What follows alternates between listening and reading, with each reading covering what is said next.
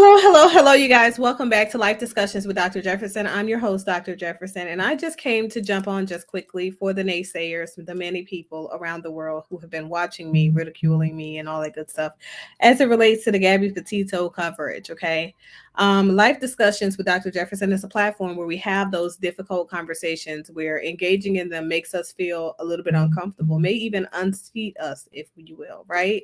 And I thought it would be great, especially in the aftermath of the R. Kelly discussion and stuff. I got a whole separate show planned for that one, by the way, on Monday night. But I thought it'd be great for me to go ahead and feature this one in light of Domestic Abuse Awareness Month. We're going to look at the body cam footage from the second officer in the Gabby Petito case. And I think that you guys, if you watched the very first review that I did when she was still missing and not yet found or discovered deceased, and I released that information to you guys the day that they found her. I think you remember me saying I would really like to show what the second body cams footage and his interview of the eyewitness looked like, right? Because many people have been advocating for the fact that Brian Laundrie is a murderer. He killed her before you guys even had a body. That was, God, mob justice is something that I really just can't get behind, don't understand. It just isn't my thing. But I think that if anything, this sheds light on the details. So before we jump into that video, I'm going to go ahead and play my pre-show so that I can cover myself and we can view this legally.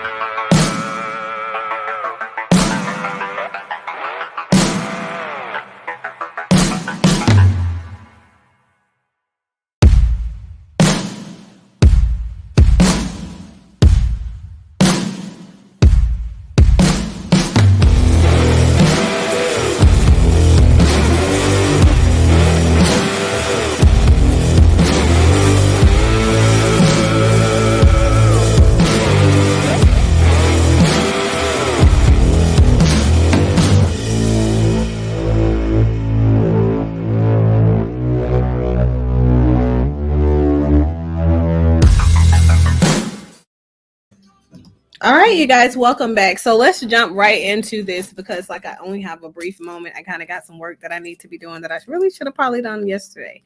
But I'm gonna go ahead and show you guys this video.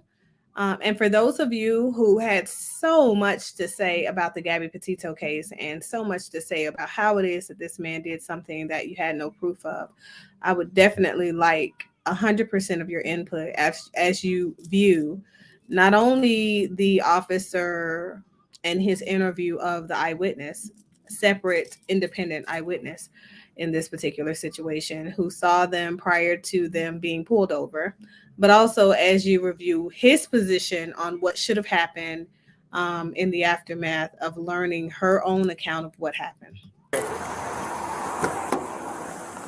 She says that she can only drink water. Are you worried about her story? Like, should I... No, you can talk to her. She seems like a really sweet girl, 22 or something, has a lot of anxiety, and from what she's claiming, she's the full-on aggressor here. Yeah, that's kind of what he said. I'd love to go talk to the independent witnesses, and maybe that's what I'll go do. Okay. Yeah, there's a couple waters. Here's this back, because you might need that for someone else.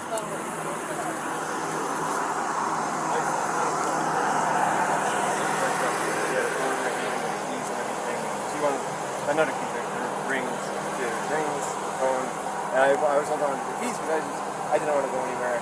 And my big fear is, I don't have my phone, I don't have a phone, so she goes off without me. But it's alright, I'm on my own.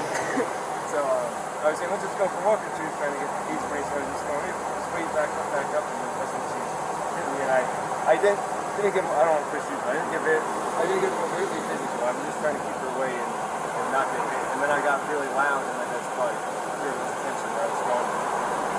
Back up, get away, just get me. Okay, so you said you pushed her to create some distance, obviously, right? What happened after that? What got distracted? Okay, Google.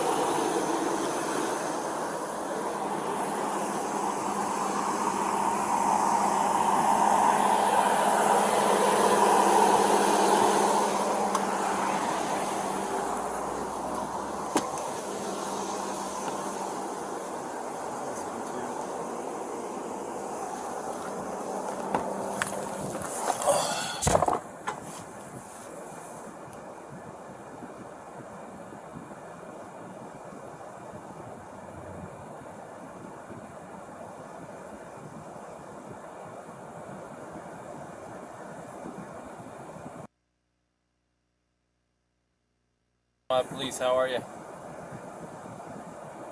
Hey, we got this van stopped, and we've separated the male and the female, and we got both of their stories. Now that we're not looking for them so intensely, I was just wondering if you had a minute to just kind of repeat to me what it is exactly you saw. No problem, sir. Yeah, so I was talking to my friend across the street near the Forest Service building, and I just noticed that this couple was sort of arguing a bit, and I wasn't staring at them, but it did catch my attention. And what I noticed is it seemed like they were sort of squabbling over a phone. I want to say that he was trying to grab her phone, and I'm not sure exactly why. And then it seemed like he had sort of blocked the one side of the van and sort of wasn't letting her in, and then the male was stepping into the driver's seat, and she was trying to get into the van. I think he said something about, why are you being so mean, something like that. And I remember she sort of hit him a few times, and it wasn't like slugs in the face, but just kind of like two kids kind of fighting. They reminded me of very mature, I don't know, children sort of fighting. But there seemed like something was off, and it seemed like a weird vibe. And eventually it was like, she crawled into the driver's seat, sort of like got into the vehicle over his lap, sort of forced her way in, I guess. And then they were in the car, and then they just drove away. So I wasn't sure what the nature of the argument was or what. It just seems like there was some sort of disagreement and some sort of like shutting. I don't know why she would have entered through the driver's door. I thought that was strange. So I thought about calling it in, but as soon as I walked up this bar, there was another gentleman who was already calling it in, so I was like, oh, get on you. That seemed a bit off. I wasn't sure what to do in that situation, but that's what I saw. And if there's any other specific questions, I'm happy to try to answer. Did you ever see the male strike the female? I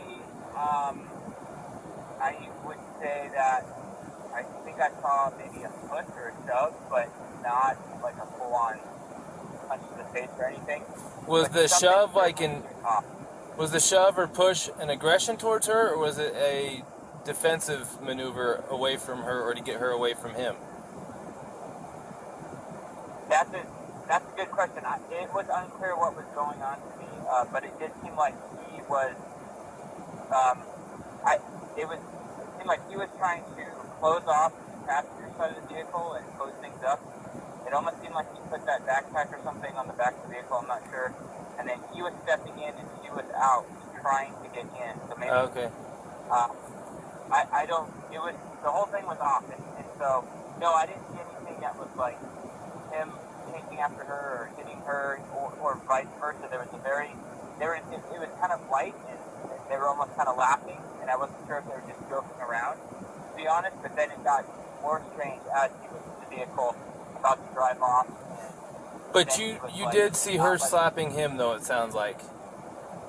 Yes, it was like my memory is he was in the driver's seat and she has the driver's door open and she's like kind of hitting him either in the arm or maybe on the face, maybe with an open hand, like, hey, let me in, don't be a jerk, something like that. Okay. Well, your story is really, really helpful because you're an independent witness, and we've just interviewed both of them, and what you're saying is making everything make a lot of sense. So I really appreciate that I ran into you and that I was able to get your number and talk to you. So thank you very much. If we need to ask for a written statement, obviously it's voluntary, it's helpful, but at this point I don't know if we need to go that far unless you're around and super willing at this moment. I can meet you and get a statement. Yeah, no, I live here, totally willing to do that. Oh, nice. Okay. Maybe I'll just go. Yeah, I can go write it down now before memory fades. Because, like I said, I was kind of just casually observing, but something did seem off, and just wanted to make sure that no one was in a bad situation. So. Where can we find you to give you a form real quick?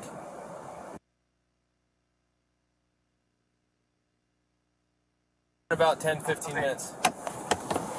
Okay, cool. All right. Thank you. Appreciate you. All right, bye. Bye.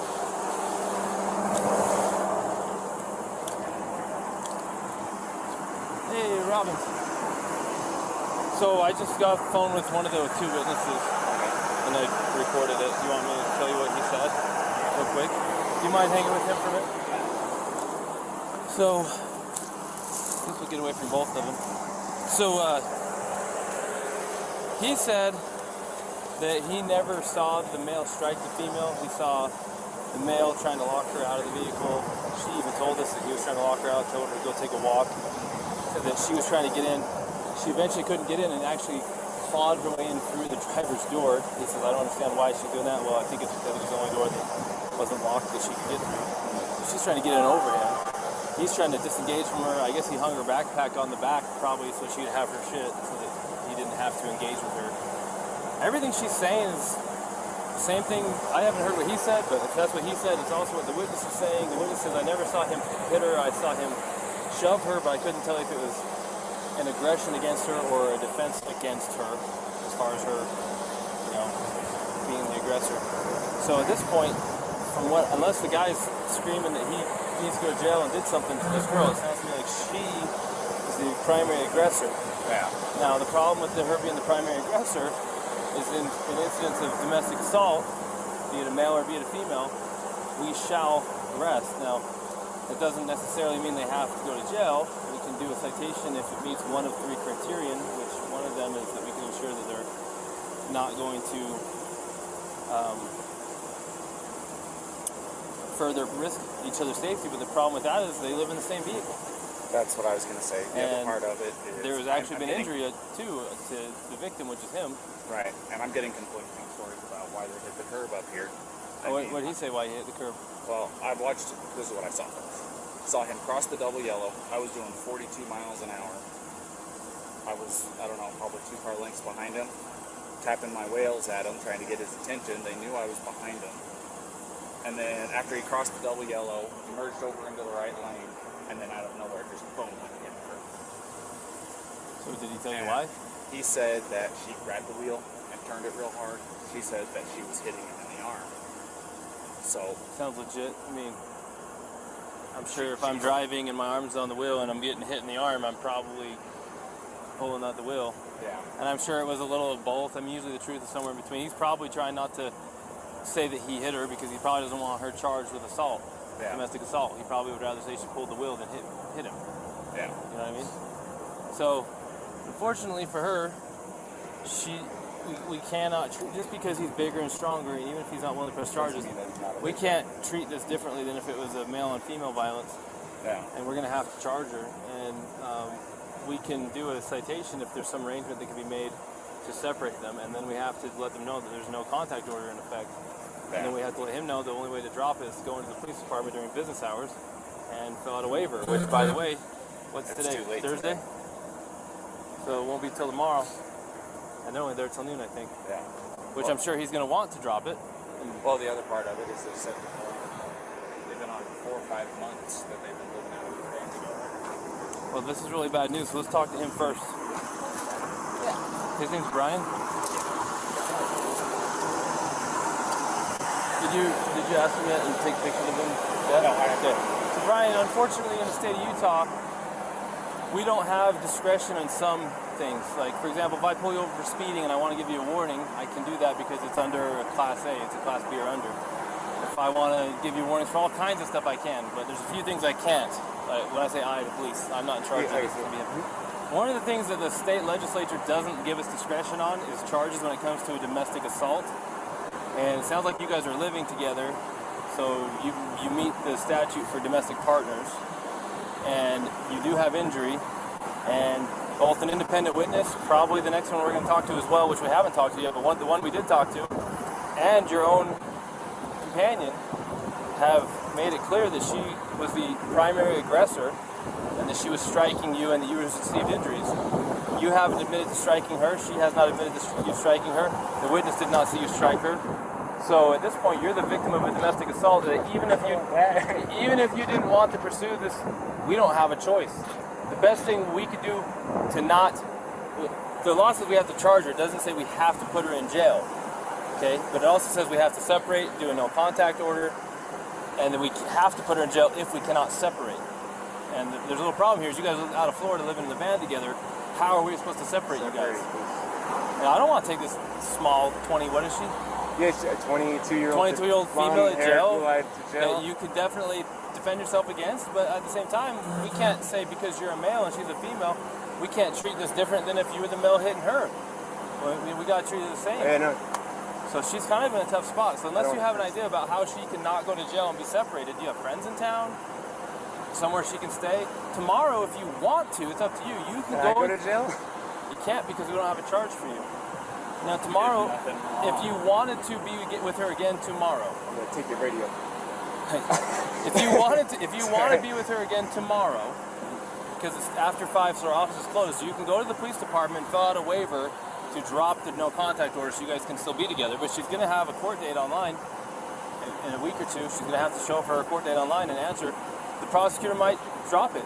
They might say, for example, if you're not willing to pursue it, if that's your decision. I was going to say, it definitely is. I'm not going to pursue anything.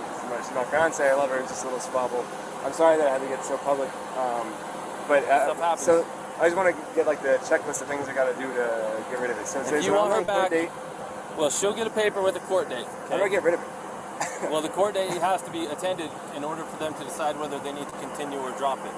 The first is just an initial appearance to say, are you who we think you are? Yes. Do you understand the charge that's been brought against you? Yes or no? Yes or no, the answer. Do you have an attorney? Yes or no? Do you need one? And then from there, she can ask to speak with the prosecutor. The prosecutor might be contacting you and say, hey man, I know she's 110 pounds soaking wet and you're a big strong guy, and we understand you're not even wanting to pursue this, but the cops have to follow the statute. How, what in the interest of you, of justice for you as a victim, what do you think? And they can decide to still prosecute her, or they can decide to drop it, or they can decide to give her a plea and make it kind of go away if she behaves from now on. But that still does not eliminate the first court appearance that she has to attend, which thankfully for you guys is going to be online, so you don't have. So if you're out of town, here's the thing: if you're out of town and she doesn't come into our court appearance online, They can suspend her driver's license. They can issue a warrant for her. So she needs to play ball and go. Yeah. Does that make sense? Yeah. And we're a team. Me and her are a team. I'm sorry about all this. I apologize again. But so she's got her online court date just to acknowledge that she's hurt, and then she's got the one for the. Well, there's automatically right now there is something called a no contact order in place. Yeah, From this point forward okay. until tomorrow, if you wish to drop it, you have to go into the 217 East Center Street, Moab City Police Department, and you have to ask. We'll give it to you. You want to fill out a waiver that you're requesting a waiving of the contact order, the no contact order. The no contact order means she cannot come into contact with you, she cannot talk to you, she cannot text you, she cannot go onto any premises that you're occupying, she cannot go to your vehicle. And until you drop that, or until court date, if you don't drop it, it stays in effect until midnight on the day of court. And then that gives you time to get a protective order, a long-term one, if you feel like you need one. But it sounds like you don't even want this one. So tomorrow, they open at 8, you can go in the police department, you can fill out the waiver, they can remove it, then you can say, hey babe, where you at? Let me pick you up. And you can pick her up. Now, we're hoping not to put her in jail, but if she doesn't have somewhere to go tonight to be separate from you, then where are we supposed to I can't do? talk to her now because it's separation. There's right? no contact order now. So tell me this: do you guys have enough money for like a hotel room or anything like that? Because what we could do is we'd cite her for this, and then I'd give her a ride over to whatever hotel you guys is And choosing. you can pick her up there tomorrow if you And want to you- drop the no contact. On your way to go pick her up, you stop over there at the PD, sign the paperwork that they're requesting, and then you can go pick her up quite literally within minutes. Unless you know someone else in town that's a friend that she can stay with. Yeah. Yeah, no, unfortunately not. I don't, and I guess that. Man, I sure hate to. I don't want her to go to jail. Will it be if she goes to jail? It's like that goes down somewhere instead of her going to a hotel, right? If you did a citation, it would be. It kind of depends. So if she goes to jail, they're going to book her, and they'll take her fingerprints. It's Yeah. going to go on her criminal history, and then if they don't convict her, then it will just show that it was dismissed. It will show up on her criminal history, but the charge was dismissed. If she is found guilty, it will show up as she was guilty of domestic assault. But the charge itself will show up on her criminal history until she gets it expunged. Now, even if we give her a ticket, we're still going to take a fingerprint, and it's still going to show up. Either way, it's still going to show up. There's no way around a Class A. Or is this Class B? This is Class B. But they do require a fingerprint on it. Yeah. Okay, so... The other part is if you contact her or she contacts you, she can be charged with a Class A. Well, which is a little bit different, but it doesn't help us. if you were to contact her and she responds to you, then she could get a new charge for violating the no contact order. The no contact order doesn't restrict you, it restricts her. So if you go talk to her and we find out you're not in trouble, she'll be in trouble. So it's in your interest to... Does that all make sense? No, I'm getting it all. It's a lot, really quick. No, I'm getting it all. I'm just trying to figure out a way through it. Shoot. You don't know anyone in town? You guys been here how long? No, I don't know anyone in town. If she went... She could... I don't think C-Cable will take her where she's the aggressor. No. It is a women's shelter. I'm curious. You could find out and say, hey, she doesn't have where to go. If you did the citation, say she drove off she could drive off in this car. We could give you a ride somewhere. I got my backpack. Sucks for you, I but got my backpack. you can spend a night. You want to drive me to Delicate Art? Does she have a good driver's license? And Yeah, she does have a driver's license. do you trust her with your vehicle? And Yeah, she can handle it. well, then you'd kind of be homeless for the night around And town. man, I can't talk to her at all. Well, And I've got to do the thing, so I can't go camping. we can tell her what it is that she needs to do to get through all this, and then let her know what your plan is. Here's the problem though. If we take you up to Delicate Arch, they're going to be hoofing it from Delicate Arch all the way down to Moab Center Street so that you can fill out that paperwork, because if you're not there by noon tomorrow, They're they're going to be closed at looking at noon Monday tomorrow morning. because it's early out Fridays over the office, so Yeah. you won't be there after. You'd be looking at Monday morning before you could actually see her again.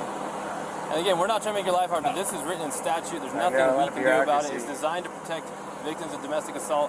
Not everybody's the same. This is different than normal, but we have to treat everything the same.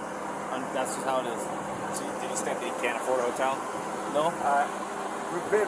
Very little money we have for sure. Hotels are expensive here now. You want me to? I'll call C-Cable. Just see if C-Cable will take her for the night.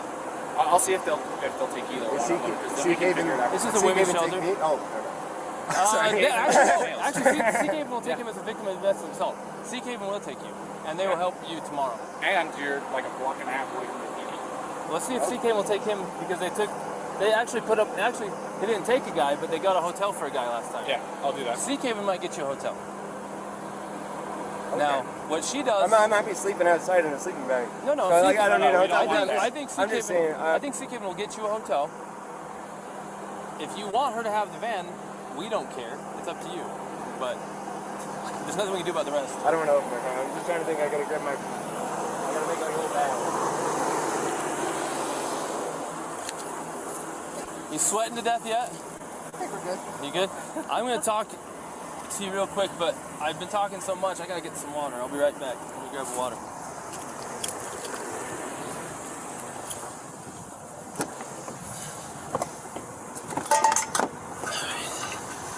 Now this is the water. It's cold water. That's what we get visitors. Hell yeah. Okay, Gabby, when you grow up and you're a full-grown man, this is what you'll drink from. Plus it's ice cold, and so I'm gonna drink from it. Sorry.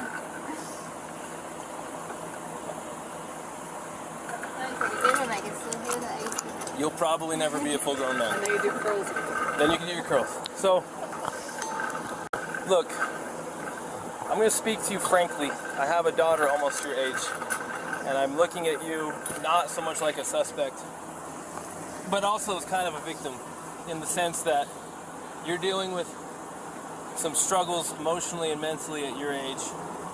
Probably they'll work themselves out as you get older. There's a lot of angst at your age, and I remember being your age too. And hopefully it works itself out. But the stuff you did today that contributed to this, because you both contributed to this, is as a result of your inability to cope with the anxiety and the stress that you're having. So in a way, you're kind of a victim of this. I think you would have done better if you had the skills to do better. But you don't learn skills until you learn skills. And you don't have enough life experience yet to know how to navigate everything. Like, I don't either, but I can navigate what happened. If I was in your shoes, I could handle it different because I'm 39 years old. I've been through it.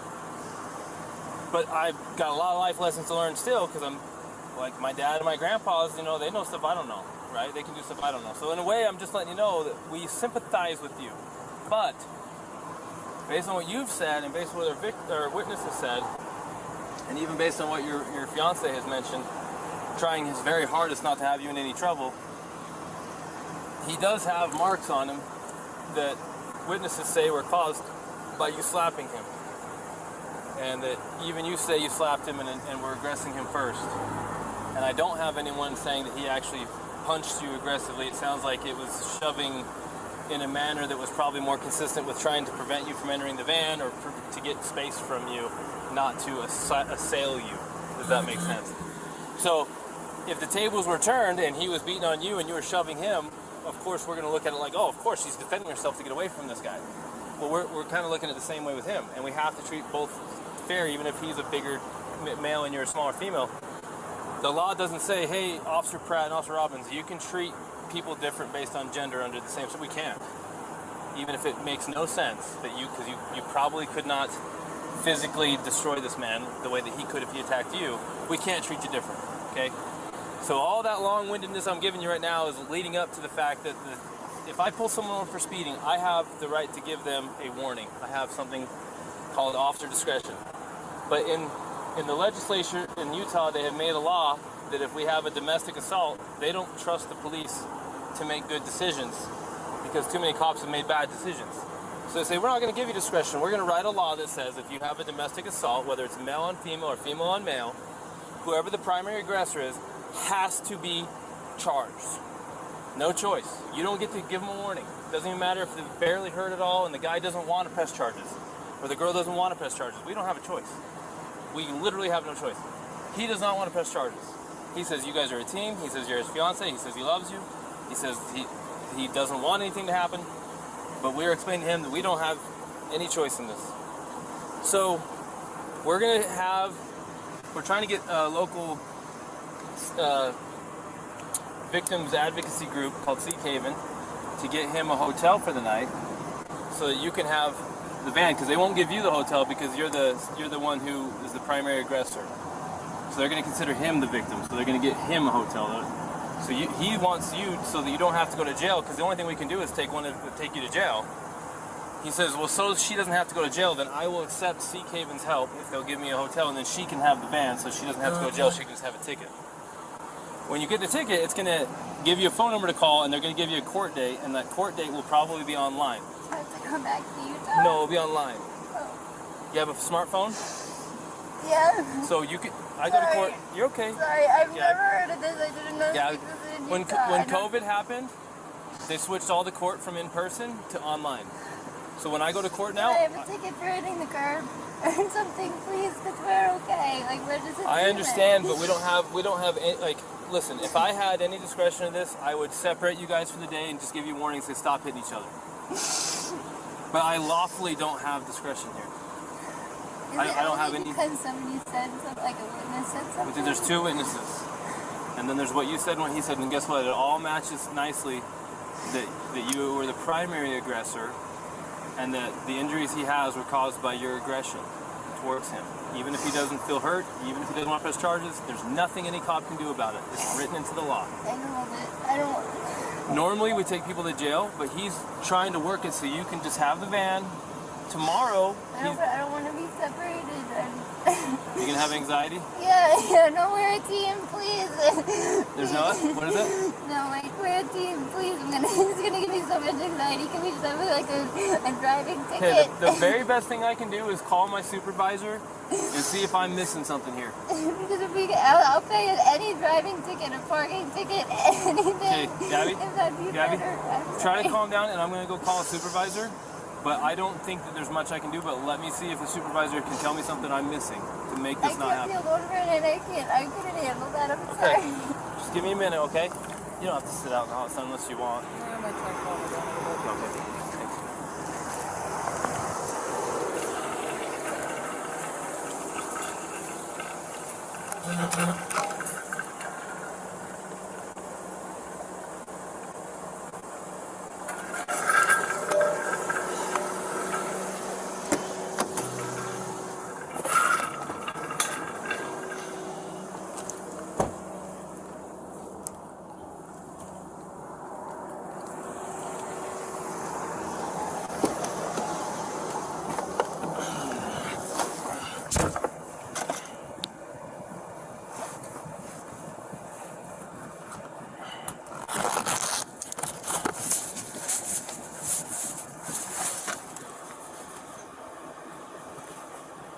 Hey, so a tiny little girl, 22 years old, slapped her boyfriend, her fiance, several times. He's got a little bit of a little tiny abrasion on his chin, on his jaw. They got into a van and drove off. He got called in by two different, well, there's one caller and then a witness. Got them stopped. The story from the witnesses matches the story from the female, matches the story to the male. She was pissed off, she's having a rough day, he tries to separate from her, she's not staying away from him, she has severe anxiety problems. He locks her out of the van, says you need to go for a walk and cool off. She's forcing her way into the van, she's clawing her way past him into the van to be with him. He's shoving her to get her out of the van, but he's not assaulting her, or he's not assailing her, he's trying to keep her out. She's punching, slapping, everything. She's got to be 105 pounds soaking wet, 22, full of anxiety, having a really tough time.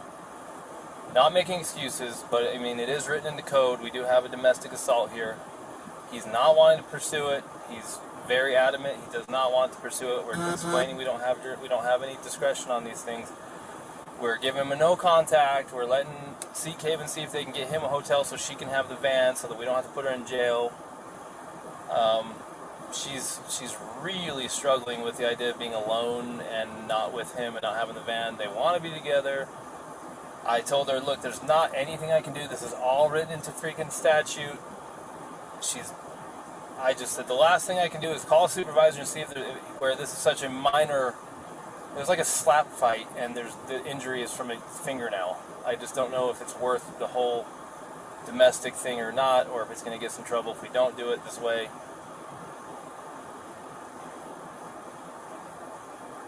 Well, they don't want to, but I told them that unless I get some kind of permission some other way. I'm pretty sure this is just statute and that we have to separate you.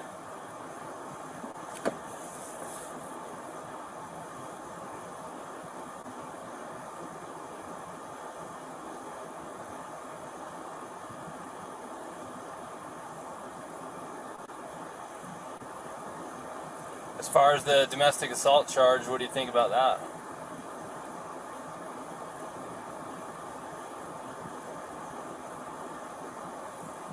Well, I mean,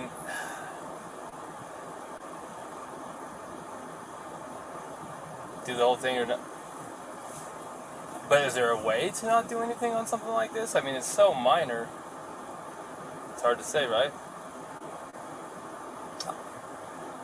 I'm going to go reread the statute and just see if it fits or if there's a way it doesn't fit. And if I can find a way that, because it really is, the spirit of the law is being lost on this one. It really is. So let me see what I can find, and if nothing else, then we'll have to separate them whether she likes it or not. Alright, thanks. Bye. Thanks. Bye.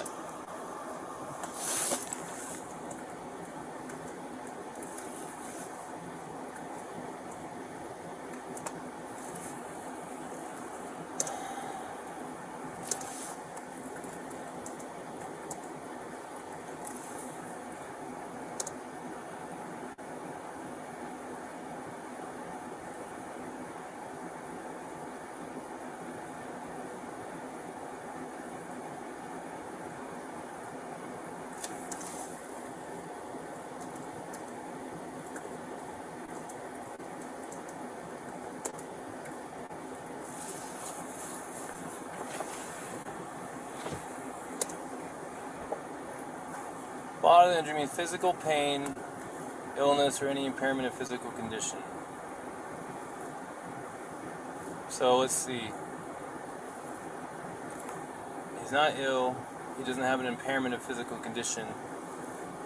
And if he's not in pain, like how far do you want to go with this? Like, you know why the domestic assault code is there. It's there to protect people, especially the reason why they don't give us discretion on these things is because too many times women who are at risk want to go back to their abuser. They just wanted him to stop, and they don't want to have to be separated. They don't want him charged. They don't want him to go to jail, and then they end up getting worse and worse treatment, and then they end up getting killed. Mm-hmm. In no way, shape, or form that I can perceive does what happened here, a little slap fight between fiancés who love each other and want to be together, can I perceive that this is going to digress into the situation where he's going to be a battered man? Right. But then again, I don't have a crystal ball. So I was looking at I talked to the assistant chief to see if there's any way to just go less than than the full force domestic assault route. Right. And he says, look, I mean, you either go all the way or you don't. And it's like, okay, but under what circumstances can I not? And really the only time I cannot is if it doesn't fit. If it fits, then it's in the law, then you have to do it. So I went and I looked at the code for assault, because this is an assault enhanced with domestic assault. Utah Code assault. Now you and I both know what it is, but think of how valuable it is to look it up and read it word for word, especially when what you're doing is going to get evaluated by a court who cares a lot about words. Words are there for a reason. Assault is an attempt with unlawful force or violence to do bodily injury to another. So did she attempt to do bodily injury to him? She went to smack him. Was it her intention to do him bodily injury? Now, that's what we have to find out, because it says bodily injury is, that by definition, physical pain, illness, or any impairment of physical condition. Well, he's got a swollen right eye. We don't care what the result was, we care about the intent. So we gotta go find intent. If she did not intend to cause him pain or illness or to cause him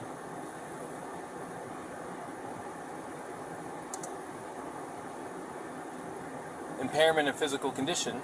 Was it intent and attempt, or intent or attempt? When you're attempting to do something, you have to intend to do it. True. If I attempt to get a basketball through a hoop, I have to intend to do it. Intent is implicit with attempt. Right. Okay, so what was her intent? What was her intention? If you go ask her, what was your intention when you were slapping him, and she says, I wanted him to hurt or be ill or impair his physical condition, then there's nothing we can do. Okay. One way to word it might be, hey, when you slapped him, were you intending to cause him physical pain, and let's get rid of illness because it has nothing to do with it, physical pain or impairment of his physical condition? Was that your intention? Is that what you were attempting to do? That's what it says right here, an attempt. Right. Were you attempting to cause him pain or an impairment of physical condition? Whatever she answers to that question will seal her fate. Because the only way you know what she was attempting to do is by asking her. Right.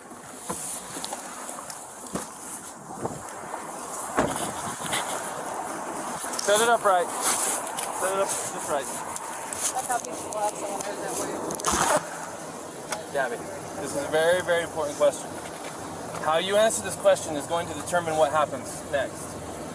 But the only person who can answer this question is you. Okay. Think very hard before you answer the question. Do not quickly answer it. Think very hard. When you slapped him those times, were you attempting to cause him physical pain or physical impairment? Was that what you were attempting to do to him? No. What were you attempting to do? What was the reason behind the slapping and stuff? What was it you were attempting to accomplish by slapping? I was trying to get him to stop telling me to calm down. Well, it doesn't sound to me like she attempted to injure him. It's your call. This is 100% your call. I support you either way.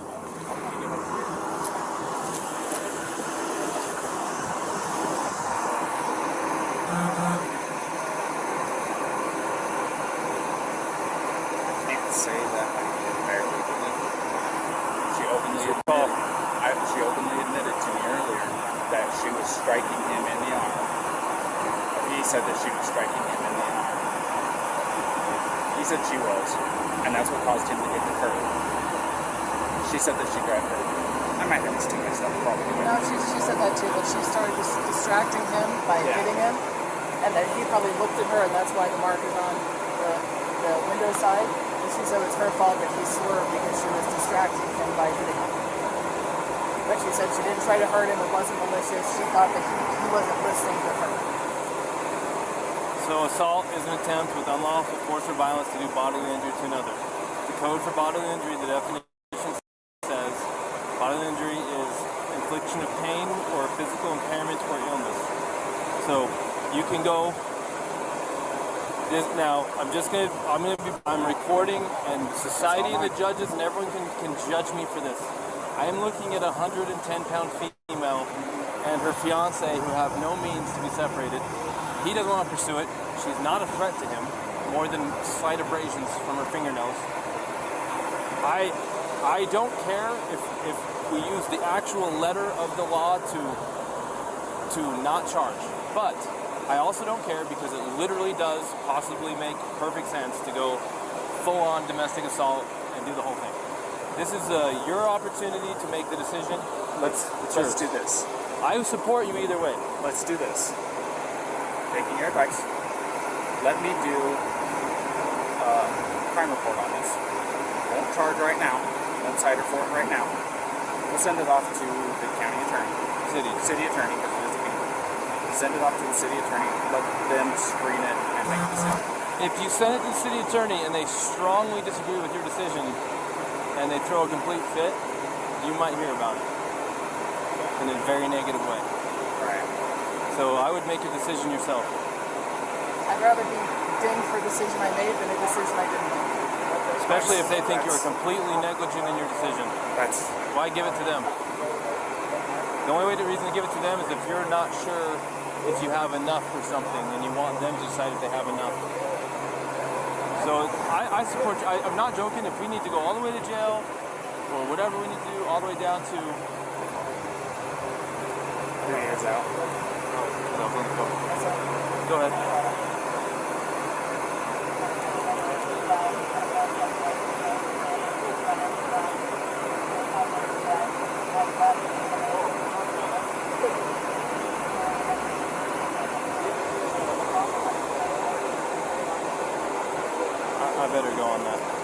You got this? I'm making this decision. I'm going to cite him. I'm going to go follow through the process. Would you feel more comfortable handling that guy? Yeah. Go handle that guy then. Go handle that guy? Go handle that guy. Okay. If you're more comfortable. Well, it's 6 one way, half dozen the other. It's up to you. I mean, it's a headache whether I go left or it's a headache whether I go Look, right. another option is to not charge them but separate them for the night. If they find themselves together again, what is it to you? You separated them. You provided for his safety. If he doesn't have enough sense to stay away and you got him separated, it's on him. You can't babysit them all night unless they put her in jail, so it's up to them what happens after you. You can separate them and say, don't let this go off till tomorrow. If they don't let it go off and we hear about it, we'll hear about it. They're camping in the park tonight, we'll let you know. And if there's some fighting going on, you already was Mr. Nice Guy. You already gave him a chance. What you can't do by law is separate someone and say, if we hear from you again, we're going to arrest one of you. Because then if one of them really needs help, they may not call police and get help. The law says you cannot, literally, you may not say, if we get more problems with you guys tonight, one of you is going to jail. You can't threaten them like that if it's true, because it will stop someone from wanting to call the police to get help. Does that make sense? Right. So go full or nothing or in between and separate them and kind of give them the nod, the wink, like, hey, just stay separated. It's up to you. I'm going to go handle that. You got very capable help with you here, and I trust you. All right. Call me if you have any problems.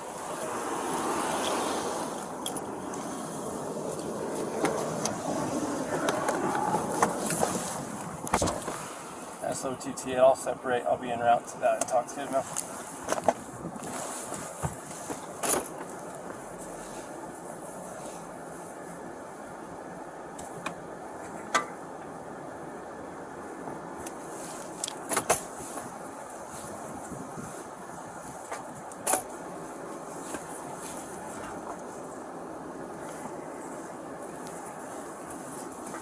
I just want to say thank you guys for helping us. Appreciate you. You too.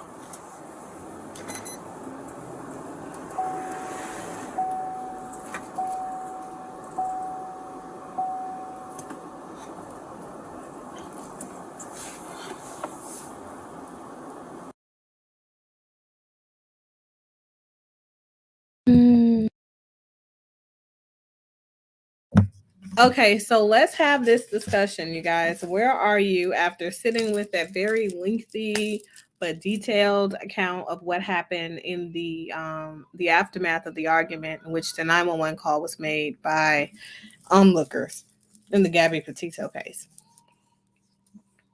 I'd love to know what you guys think. So the biggest question is, what do you think happened to Gabby Petito, given all of the things that have been unveiled? What has not been unveiled, and why? Her family has held a funeral for her, and they have no body because the FBI has not released the body yet. Along with them deciding to not release the body, they have not released a formal causation of death report from the coroner. Now, I find that to be quite interesting.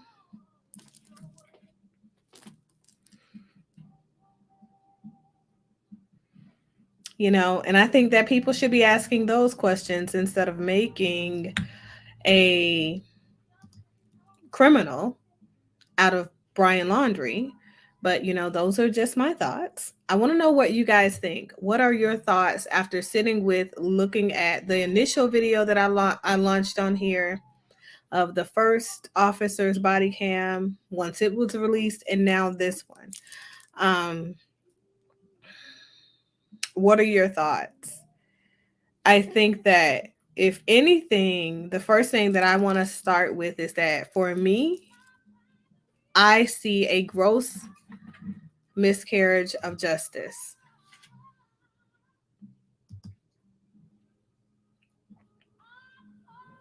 Said those are the things they do. I don't see a police force that is unbiased in this.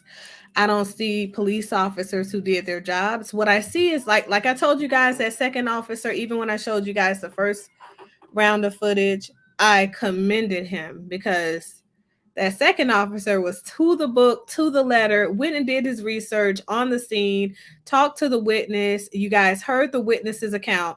And I'm so sick of people saying, oh, well, the 911 call said blah, blah, blah. This was the person who indicated to that person to dial 911. I think that you guys need to understand that 911 call, listening to what was said versus the person who saw and gave this cop his account of what happened.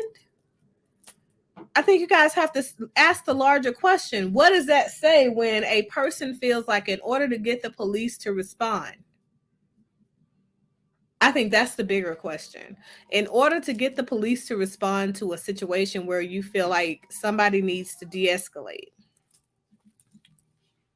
you have to say that the aggressor could be the guy. I think I saw him hitting her, is what the 911 call said. However, when on the phone giving testimony recorded by this second officer, that same person who dialed 911, when asked directly by that officer, did you see him hit her? Did you see him hit her? He denied it. He would not say that. Why? Because that's not what he saw.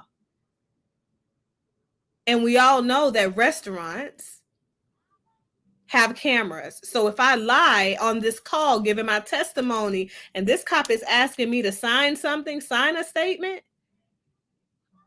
then I can be arrested.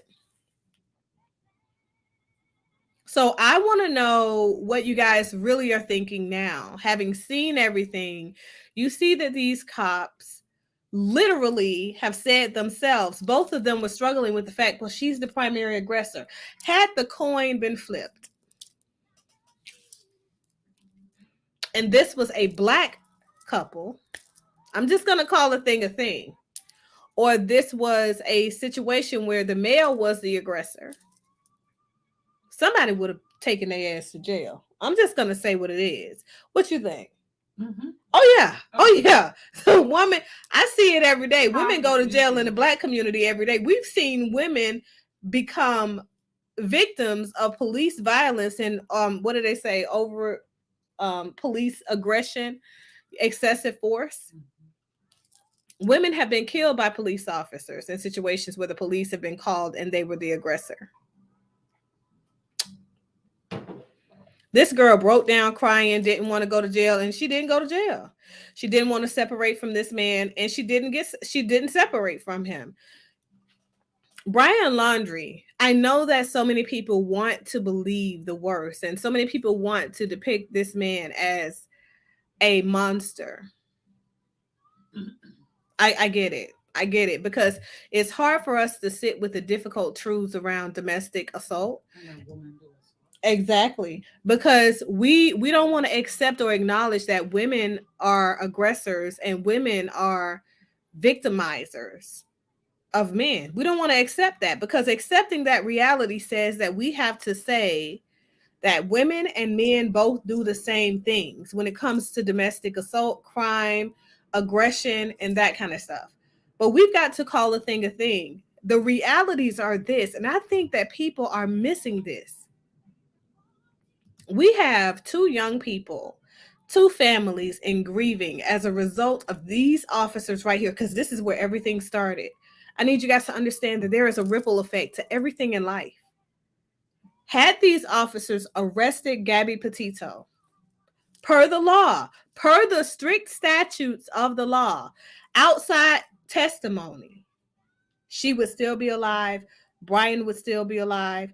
These two people will be with their families, and they would have separated, because according to the timeline found on thesun.com news, the timeline is that even after this, because this happened on the 12th of August, so 2 weeks later, they were still together.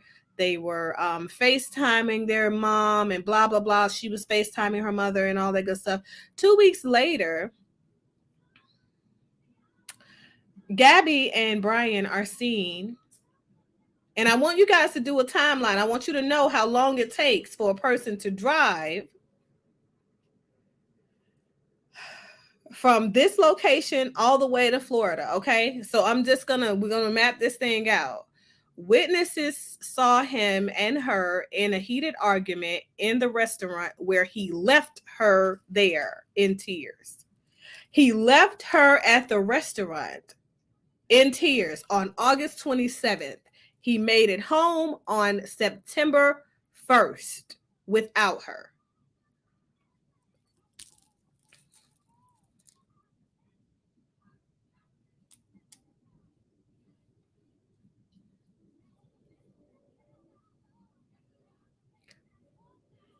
I mean, it don't take a whole bunch of, you understand what I'm saying? These people were all the way in Salt Lake City, Utah.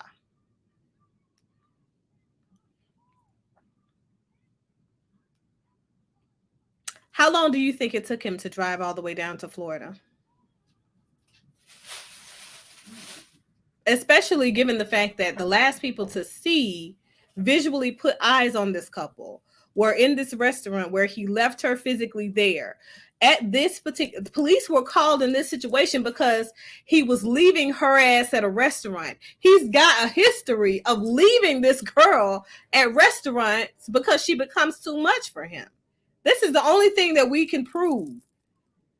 This man has been running from his abuser, period, point blank. There is no way to look around that. There is no way to try and make something else out of that. This young girl was entitled. If anything, the police enabled her abuse, and she continued her abuse cycle, and he had enough. He made a decision, conscientious decision, that maybe she is toxic for me. Maybe our relationship is not destined to be.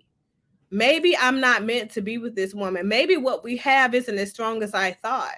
Like, maybe I need to get some distance between she and I. She was the one advocating to be with him and crying at the idea that she would not be with him that night. She couldn't even give this man a break of a one night.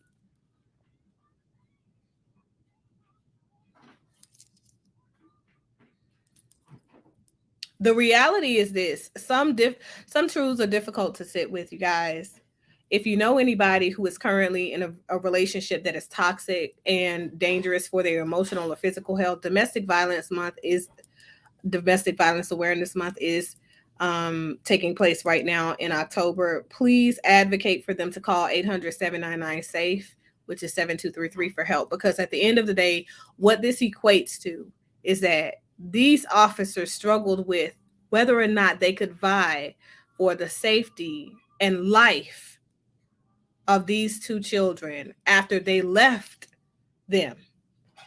And both of them were like, well, I don't have a crystal ball, but I mean, I can say that because of her size, then they won't be a threat to one another's lives. They didn't think about the fact that this young girl is struggling with an unacknowledged mental illness. She's not getting the help that she needs. So the larger threat to her life, the larger threat to his life, is they're staying in situations that are unhealthy and engaging in unhealthy cycles in their lives. So suicide was the largest threat to these two people's lives. When people ask me, what do I think happened to Gabby Petito? Although the coroner's office has definitely indicated, without confirming the official cause of death, that her body has some signs of physical attack. We know that she was in the middle of a campsite in the wilderness, so I'm pretty sure something attacked her. But I think that Gabby Petito took her life by way of suicide. And I think it's very difficult for us to find out where Brian Laundrie is right now, considering where he went to take his life. But I think that all of this mob justice, all of this bullying on social media has led to this young man taking his life. Those are the realities that I feel like we are going to have to sit with. And I feel like the media, I feel like society, America, is responsible for this young man taking his life. I feel like the police officers are the primary people who are responsible for the loss of life in this case of both of these young children. I just do. Those are my personal thoughts about this after sitting with the entirety of this case. I feel like his mother and his father should have contracted for his safety more carefully. I don't know. But to be honest with you, I feel like it's probably going to be a very difficult for them thing for them to do, given the fact that they had people, human beings, showing up at their residence, at their house, chanting and screaming and picketing outside their front door with nobody, but nobody's searching for this young lady. If that's not mob justice, if that's not bullying, if that's not borderline illegal in and of itself, then we really need to be questioning whether or not we are a sound moral country. Seriously. These are things I think that we need to be asking ourselves. I don't know why it is that we are the type of society of people who want to judge people and want to jump to criminalizing people before we ever have a full story or even a half a story. We didn't even have half of the story. Brian Laundrie never talked to the cops. You never had a story at all. After having this interaction with the police where they could not contract or for his safety or protect him, do you really think that young man should have called the police and cooperated with the police when she didn't contact her mother anymore? I think it's possible that Gabby Petito committed suicide, but I also think it's very possible, given the proximity of her and this couple who was killed, I think that it's very possible that she was killed by the same assailant. And I think that we have to look at the realities. Either way, I don't feel like Brian murdered Gabby Petito. I don't feel like he's responsible for her death directly. Indirectly, however, I feel like he may have felt responsible for her being missing, her being out there and left alone, because he did leave her. He left her unprotected, exposed in a place where she had no viable connections.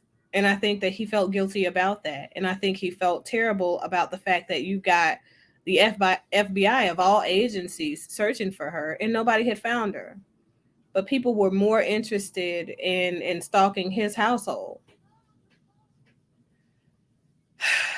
It's terrible. It's a terrible story. It's a terrible story, I think, and it's a terrible reality that we have to sit with, that says that our lives as melanated people aren't valued in the same way or treated the same way. Our calls aren't responded to in the same way as this young white couple. There are no words. There are no words. So I'm going to go to the comments. You guys let me know when you feel like it's okay for officers to bend the law. Do you feel like they should bend the law if they know a person to be, a frequent visitor of jail? Do you feel like they should bend the law in situations where they're looking at this tiny little girl, right? Talk about conversational positioning, right? That officer warmed his supervisor up saying, oh, well, I've got this tiny girl here. She's committed a crime, broke the law. And the hell you mean? Like, was it your intent to cause bodily harm? Of course, if you hit someone intentionally, it's your intent to cause bodily harm. I was trying to get him to stop telling me to calm down. True, the worst thing to do for a person who is currently experiencing a panic attack as a result of their increased anxiety is to tell them to calm down. There are lots of ways for you to get them to calm down and de-escalate the situation, sometimes by providing space for clarity and just listening and asking them, is there anything that you want me to do? And sometimes just, okay, together, let's do this. Right? Giving them that accurate empathy and support in that moment and holding space for them is very effective, but telling them to calm down is definitely not advisable. They will become hostile. So her hitting him is definitely intended to cause bodily harm so that she can distract him, and like she said, he can stop telling her to calm down. This young lady obviously had done this a couple of times. And it's horrible to be having this conversation post-mortem And, many of you may hate me, but I'm going to have these difficult conversations because the reality is, even if Gabby Petito was my daughter, she would know not to put her hands on someone else's child. So the thing is, I think it beckons a larger conversation to be had in American culture. Are we a culture who have decided to give entitlement to women when women are aggressive and abuse men and hit men? Are our men a part of that process of enabling? And is our society and our law enforcement officials, are they taking a blind eye, turning a blind eye to the atrocities of female criminal behavior? Like, it's just way too much for me. So what are your thoughts? Tammy says those are the things they do. BS, right?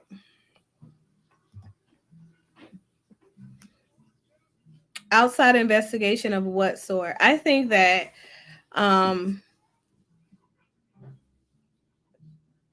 there needs to be an independent study of or independent autopsy done by an outside observer that has not been exposed to this case personally. Those are my reflections on that. That's what I think should happen. The bigger question will ever never be asked or acknowledged. I guarantee it. People don't want to talk about how this would have turned out potentially if it was a black couple. People don't want to talk about what would have happened if Brian had been deemed to be the primary aggressor, right? Because it's too easy for us to say and blame men for the ineffective coping strategies and mechanisms of women. So continue to share your thoughts, you guys. Let me know how you feel about this. And this is definitely my last full-on review. My thoughts and my reflections, my heart and my prayers are with the family of Brian Laundrie for sure, because I know that this has got to be a very difficult time for you guys to sit with all of this, because the thing that nobody is mentioning is that this young lady, Gabby Petito, left her home in New York and moved in with Brian Laundrie and his parents, and they were staying there for a time prior to going on the road and doing the things that they were doing. So I think that we have to ask a more difficult question. Is a world without empathy, is a world without accurate sympathy for this family as they're navigating potentially the loss of both of these young people's lives that they were recently in physical proximity with, right? In this very toxic relationship, and maybe feeling even some guilt of their own, right? I know a lot of parents don't feel like it's your job to parent your children beyond adulthood, okay? But please understand that you never stop being a parent. You're still always responsible for molding, cultivating, shaping, advising your children, because they're still an imprint of you. They're a reflection of you in this world. And everything that they do, every act they engage in, is a direct reflection on whether or not you taught them the proper skills or you failed to give them the proper skills that would prepare them to be contributing and law-abiding citizens of America. So we need to be having these difficult conversations with our children, because obviously law enforcement failed to do their job here. And I don't want to fault the cops in this situation, because the greater thing is that I think this is a societal issue. Right? The cops just didn't come into this mindset. I think that it's something that's been normalized by us as a people, and that's disgusting. That police officers, people who are put in place to protect and serve victims of violence, victims of crimes, feel like society won't stand behind them and justify their actions when they're just simply doing their job. Right? So that is all that I have, you guys. I hope you go forth and you are great and you put positive energy into the air. Do what you can to remain positive in light of all of this. And, continue to share your thoughts and reflections with me. Later days. Bye.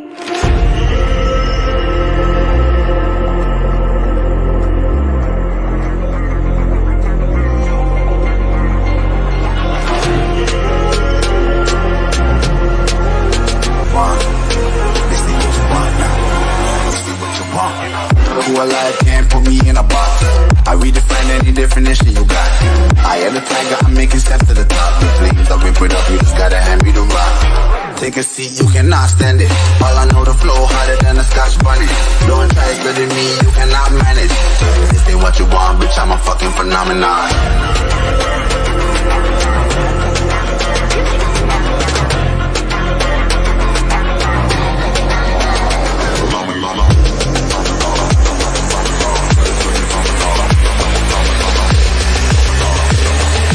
This ain't what you want, bitch, I'm a fucking phenomenon.